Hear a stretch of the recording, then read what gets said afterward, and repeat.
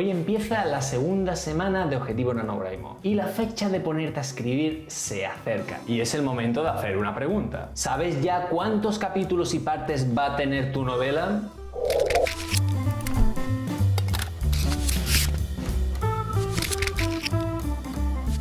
No te estoy pidiendo que seas escritor de mapa, bueno, te lo estoy recomendando, pero aunque no lo seas y quieras ir a brújula, es de gran importancia que sepas cuántos capítulos y cuántas partes va a tener tu novela, aunque no sepas al 100% qué va a pasar dentro de cada uno de ellos. Lo primero que te voy a recomendar es que hagas capítulos cortos, lo más cortos posible. Primero de todo porque esto hace que la lectura avance mucho más rápido. Y segundo porque también hace que avance rápido la escritura. Lo siguiente que tenemos que tener en cuenta es la estructura básica de nuestra novela. Y para eso no puedo recomendar otra cosa que la estructura básica de novela en 3 actos. Presentación, nudo, desenlace. Tú piensas que de entrada tu novela va a tener aproximadamente unos 30 capítulos. Me parece un número de capítulos bastante aceptable, porque eso hace que no sean demasiado largos y también hace que sean más fáciles de escribir, porque duran poquito y bueno, puedes hacer un capítulo al día, por ejemplo. Ahora vamos a dividir esos 30 capítulos en cada uno de los 3 actos, en presentación, nudo y desenlace. No vamos a hacer 10 para la presentación, 10 para el nudo y 10 para el desenlace. Esto no funciona así. La presentación no puede durar demasiado, porque eso significaría que nuestro libro empieza muy despacio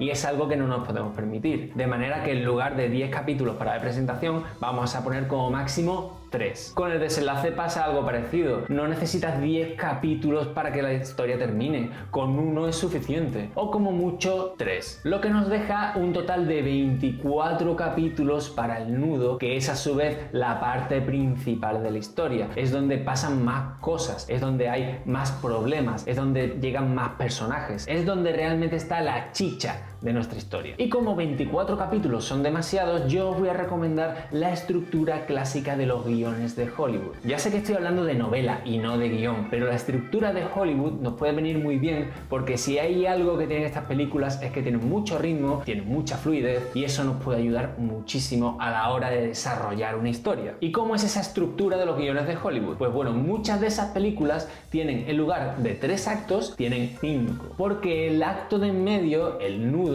lo dividen en 3. De manera que esos 24 capítulos del nudo hay que dividirlos a su vez entre 3. Y pasa exactamente lo mismo. Esos 3 capítulos, el primero, el segundo y el tercero, no va a tener el mismo número de capítulos, porque de nuevo es el del medio el más importante de todos. Así que para la primera subdivisión vamos a reservar 6 capítulos, para la segunda, la de en medio y la principal, vamos a dejar 12, y para la tercera y última vamos a dejar otros 6 capítulos. 6, 12, 6, 24. De manera que en total los 5 actos quedarían de esta manera. Primero, presentación, 3 capítulos. Segundo, primera parte del nudo, 6. Tercero, parte principal del nudo, 12. Cuarto, parte final del nudo, otros 6. Quinta, desenlace, 3. Bueno, ¿y qué debe ocurrir en cada una de estas 5 partes? Bueno, aparte de la presentación y del desenlace, que es obvio, en la presentación conocemos de qué va la historia y en el desenlace sabemos cómo termina. En el nudo, que hemos dividido en 3, debe pasar algo más o menos parecido. En la primera parte del nudo ya conocemos a los personajes y conocemos el medio. Debe haber algún tipo de conflicto. No sería el conflicto principal del libro, sería un conflicto menor que va a estar relacionado con el conflicto principal, pero no es el conflicto principal. Algo ha ocurrido y los protagonistas deben solucionarlo. Cuando lo consiguen o no, es el momento en el que descubren que era efectivamente una parte de un conflicto mayor, y eso es lo que da paso a la siguiente parte del nudo, a la parte principal. En esta parte principal los protagonistas intentan solucionar el problema mayor,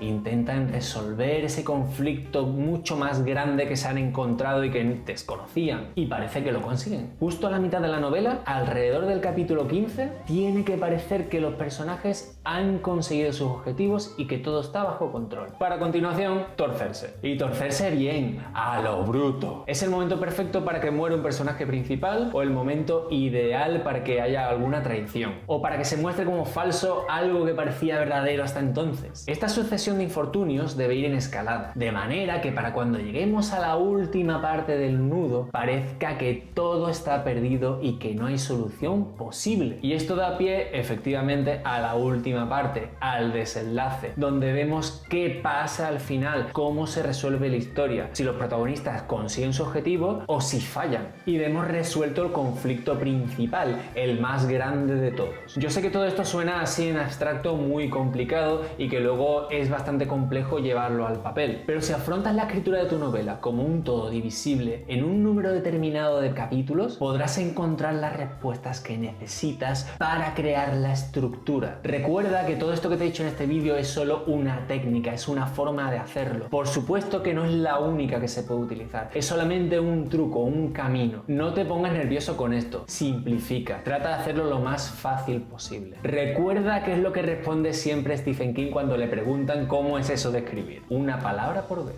Te dejo ahora con Miriam Beizana, que nos va a contar qué fue lo que más le ayudó a terminar su primera novela. ¡Hasta mañana!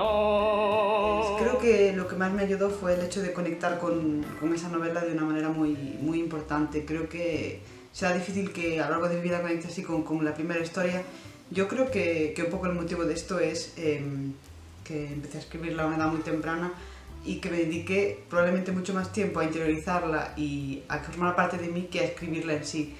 Así que en ese sentido creo que hay que dedicar un poco de tiempo y un poco de paciencia a conectar con la historia, a digamos que la historia sea nuestra mejor amiga durante el tiempo que forme parte de nuestra vida, para que así el vínculo sea tan fuerte que a pesar de lo complicado que es realmente llegar a finiquitar una novela, que ese amor y ese cariño que tenemos por ella, ese apego tan fuerte, casi como si fuera un familiar o yo como he dicho, nuestra mejor amiga, pues nos impulse a seguir ahí. Yo creo que eso fue lo que más me ayudó y me motivó a mí en ese sentido, mi conexión tan íntima y tan intensa con esa historia.